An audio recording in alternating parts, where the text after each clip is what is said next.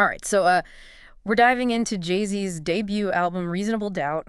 This one's gonna be interesting. You sent this over, and I was looking through your notes, and man, we're not just talking about a classic hip hop record here. This album is like, it's a masterclass in strategy, but disguised as music. Yeah, it's funny how Reasonable Doubt kind of like snuck up on everybody. I mean, think about it. 1996, Biggie and Tupac, they were battling it out for the top spot. And then you got Jay-Z, pretty much an unknown at the time, drops this album, and it sounded completely different. You know what I mean? Yeah, yeah, for sure. It wasn't like an instant hit or anything. Right. But like word on the street, or I guess word in the underground, was that Jay-Z, he was on to something. He was doing something different. And that something different. It wasn't just like, oh, these beats are crazy or, oh, these rhymes are clever. It was deeper, man. It was like he was dropping like business principles in these verses. And this is, years before he blew up, before he was like, Jay-Z the mogul. Okay, so let's break that down, because you got that in your notes, how like the lyrics in Reasonable Doubt, they're like a blueprint for entrepreneurs or something. It's like he had this whole vision planned out even back then. Totally, totally. Take Can I Live, for instance. He's got that line, I'd rather die enormous than live dormant. And it's like, on the surface, okay, yeah, he wants money, who doesn't, right? But it's deeper than that. It's a statement. It's about ambition. It's about not just being, another statistic. And it's so interesting listening to it now, knowing what we know. Yeah. It foreshadows everything, like his drive, building his empire. Yeah. Everything. Right, right. And it's not all about money, right? Oh, Like yeah. he's always playing with this duality. It's street life versus like legitimate business. Like he's, I don't know, almost like Shakespearean or something. Right. You got the hero and the villain all wrapped up, all in one wrapper. Yeah. Exactly. Yeah. He owns both sides of that coin, and you can hear it like so clearly in a track like Devils, where he says, we used to fight for building blocks. Now we fight for blocks with buildings that make a killing. Like he's acknowledging the game, right? It's different now. How success, how you define it, how you get it, it's changed. And ambition, it's a blessing and a curse. Yeah. And he knows it, even back then. Okay. That line right there, it gives me chills, man. But let's switch gears for a sec. Talk about the sound, the music of Reasonable Doubt, right? It's not your typical, I don't know, hardcore hip hop sound, like it was all over the East Coast back then. Oh, absolutely. I mean, to understand that, got to rewind it back, right? Yeah. East Coast, West Coast rivalry, it's at its peak. The sound, I mean, you got Wu-Tang Clan, Yeah. you got that gritty, that aggressive sound, and that was it. That was the sound. Right. It's all about that raw energy. Yeah. But Jay-Z, he comes in, he takes this whole other approach. It's like he's building this whole other world, with his sound. Exactly. Like instead of those hardcore beats, he's choosing like smooth jazz samples, soul samples. I mean, he's got Lonnie Liston Smith, Isaac Hayes. It was unexpected. It was sophisticated, and it created this atmosphere, this like aspirational vibe. Yeah. It's like he's crafting the soundtrack, to this life he's still working toward. Yeah. So he's already thinking strategically, but it's not just the lyrics. It's the whole sound. Like he's creating his own lane, right? Within hip hop, he's doing his own thing. Yeah, and that's the genius, right? Yeah. He got it. He understood.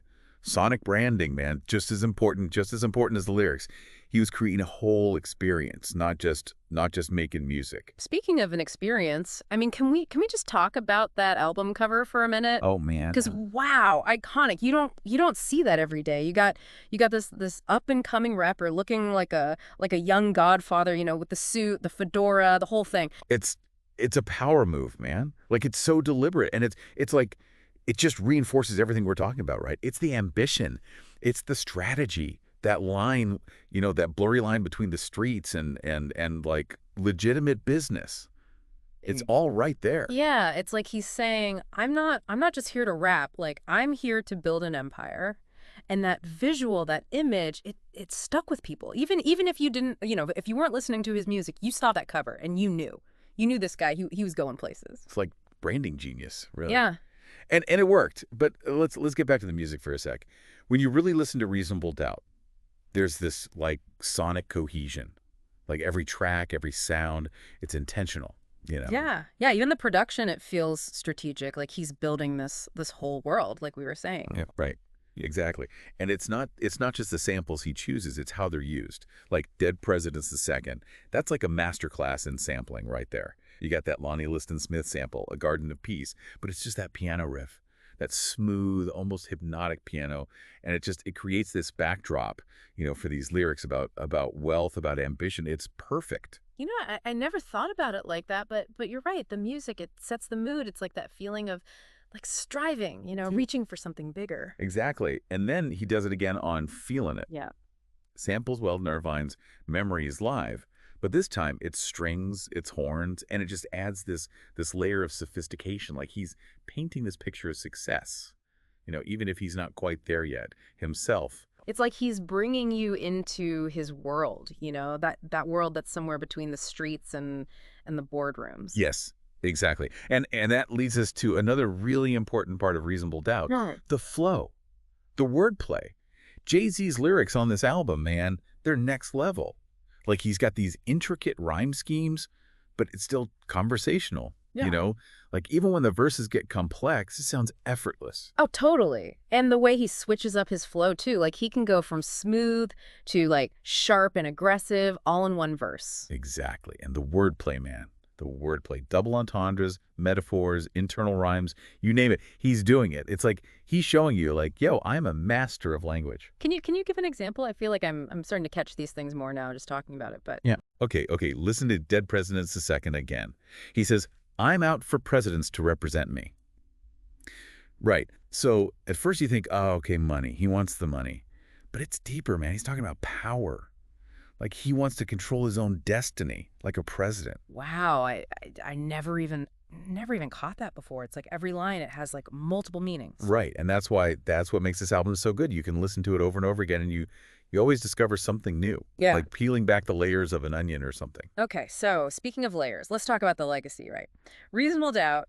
It wasn't just a hit back then. It became like a blueprint, like a whole generation of rappers. They were studying this album. Absolutely. You can hear it everywhere, man. Nas, Biggie, even Kanye, right? They took something from Reasonable Doubt, that introspective lyricism, that mafioso rap aesthetic, that smooth, soulful sound. It all started here. He like created a whole new lane within hip hop. He did. And more importantly, he elevated it. Reasonable Doubt, it proved that hip hop could be, commercially successful, but also like artistically ambitious. You could rap about the hustle, but also about like your inner thoughts, your doubts, your desires. Yeah, and that's what makes it resonate even today, right? Decades later, it's that honesty. Like he's willing to be vulnerable, and that just connects with people. Totally. Because when you get down to it, Reasonable Doubt, it's about ambition. It's about doubt. It's about chasing success. And I mean, those are universal themes. Like we all deal with that, no matter who you are, what you do. It's like he's not afraid to keep it real, to like put those doubts out there, and that just makes it, I don't know, relatable. Even if most of us, we're not out there hustling on the streets of Brooklyn. Right. It's the storytelling, man. It's top notch. He takes these really specific things, these moments of doubt, of ambition, and it's like he makes them universal. Like anybody can relate to this struggle between what you want and those insecurities that we all have.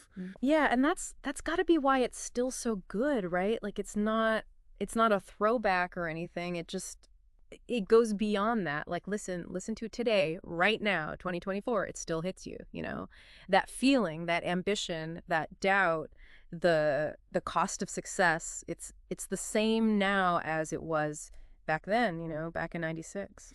Totally. And what I like is he doesn't try to give you the answers or anything. He's not preaching or telling you this is how you have to live. He's sharing his story, his struggles, his doubts. Yeah. And then it's like he's saying, all right, now think about your own. It's like this is my experience, but you gotta find your own way. Yeah. Basically, figure out what's important to you. What are you willing to work for? What are you willing to sacrifice? And maybe even more important, what are those doubts? Those reasonable doubts that you gotta face to get to where you want to be. Man, those are some deep questions, man. Yeah.